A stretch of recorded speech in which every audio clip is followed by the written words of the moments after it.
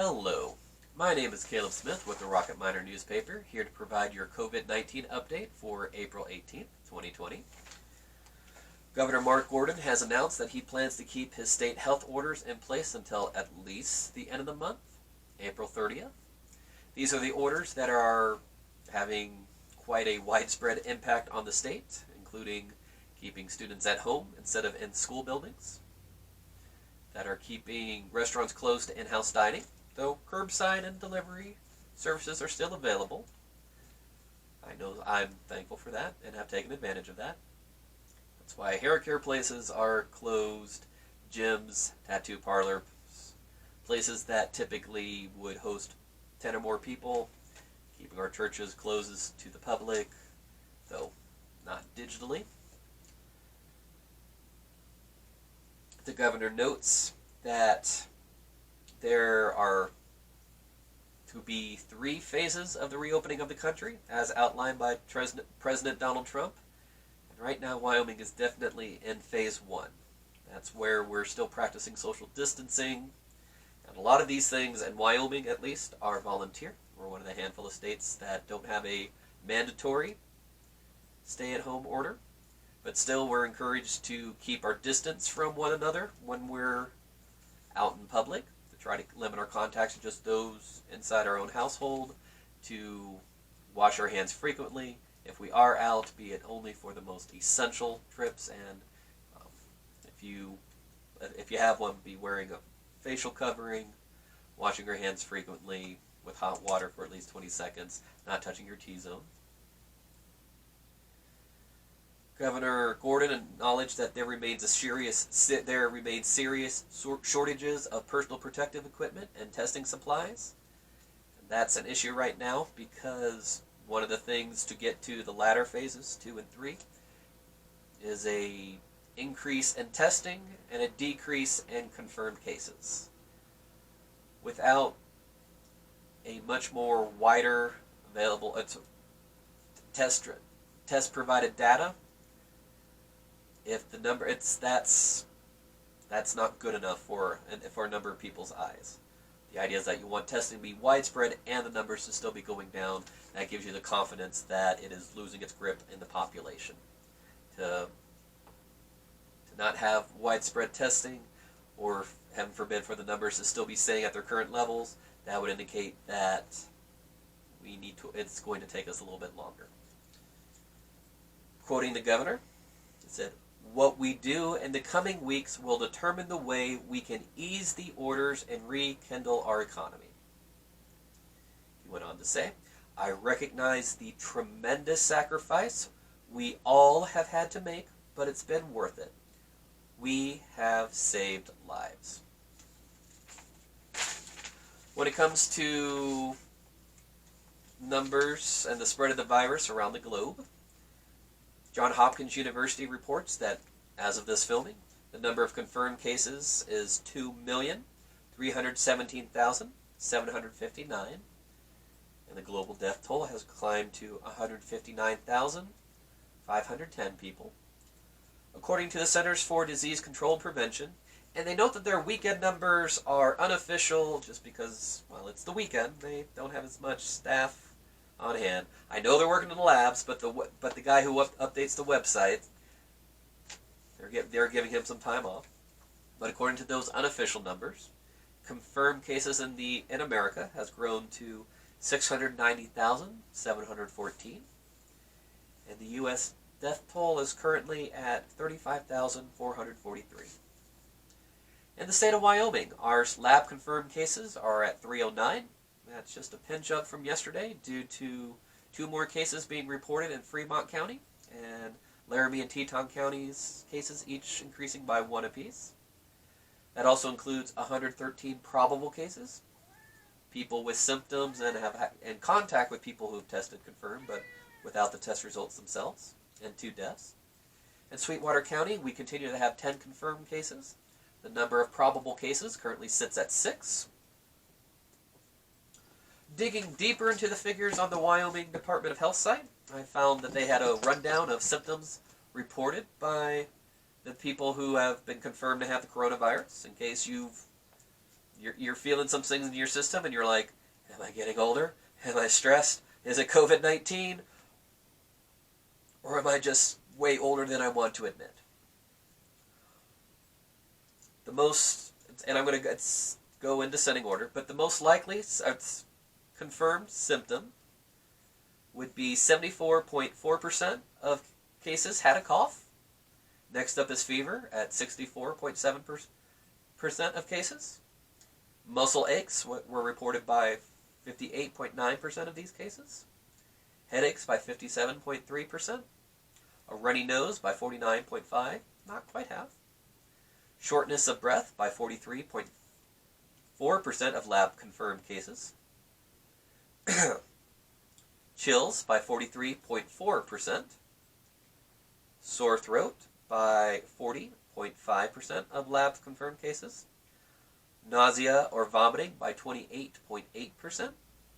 Diarrhea by 26.5%. Abdominal pain by 13.6%. And even when it comes to the state lab confirmed cases, 3.2%. Now the state notes that it has tightened its guidelines for the testing that goes through its labs, but local officials in Sweetwater County note that testing is still available. It's usually going through another independent lab, but if you're feeling yucky and want to have it confirmed one way or another, as described by Sweetwater County Health Director Kim Lionberger earlier this week, testing is available. There are also those who are just choosing to self-isolate, quarantine themselves to reduce the use of limited resources. But if you need to know, if members of your family are in a case where their well-being or state of mind would be confirmed by that, testing is available. As we go on, we should still be looking for bright points along the way, or things to look forward to. One of the things I know in my family that's important is hunting and fishing. The Wyoming Game and Fish Department notes that some very important deadlines are approaching, especially for hunting. May 8th is the last day to modify or withdraw your non-resident elk applications. June 1st is the deadline to apply for resident elk, as well as resident and non-resident beaver, fall turkey, spring and Glendale pheasant hunt, sandhill crane, deer, and antelope. And July 1st is the date that preference point applications open. In addition, the fisheries department's been busy at work, ramping up stocking operations.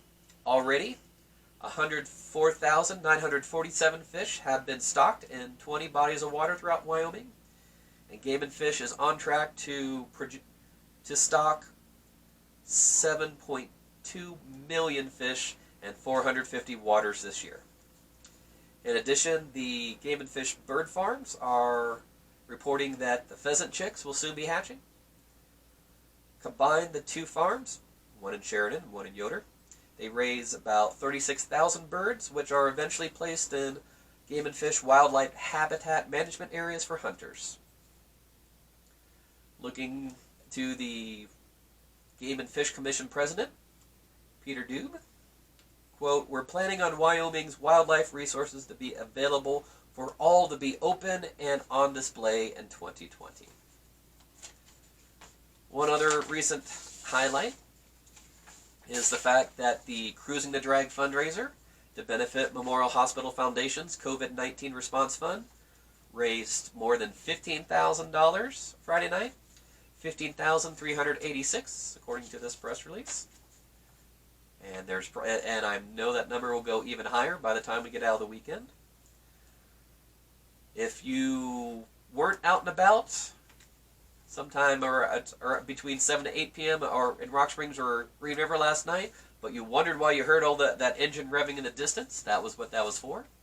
That was a way to get out of the house, still keep a safe distance from your neighbors, and show support for a good cause, and raise some money for our first responders, our frontline health practitioners, the ones who are going the extra mile right now to keep us safe. The response fund goes directly to support preparation and equipment needs, such as ensuring that the staff has the necessary tools to provide patient care for COVID-19 positive patients, to purchase personal protective equipment as needed, or other essential equipment as identified by the Memorial Hospital Sweetwater County Incident Command Team. For more on how to donate to the response fund, go to www.mhscfoundation.com. Just because you weren't involved with the activities last night doesn't mean you can't give. There's still plenty of time. I mean, if you were out and about, I sure hope you didn't have to make a left turn across traffic. You may have been sitting there for a little while. I found myself in that situation while I was after taking pictures for the rocket miner. It was good to see such passion and excitement from the public. I'm hopeful that we see this in the coming weeks as we still operate under these stricter guidelines. Certainly more than what we'd like, but it's what we need. It's stressed that right now it's going to be more of a numbers game than anything else. Returning to Governor Gordon, our transition into a new phase must be health data driven, not date driven. As in, he doesn't want to put dates on a calendar and open it up then. He wants the number of cases to be going down. Quote, if the people of Wyoming continue to do the right thing and we see the improvements we need to see, we will continue our transition into a stabilized economy. We need our economy back, but we must avoid a resurgence of the virus. So, the good news is that even more than anyone else, we have our own control over what happens next. If we make smart decisions, the kind that are respectful toward our neighbors, that are kind and generous and self-sacrificing, we'll get through this more quickly.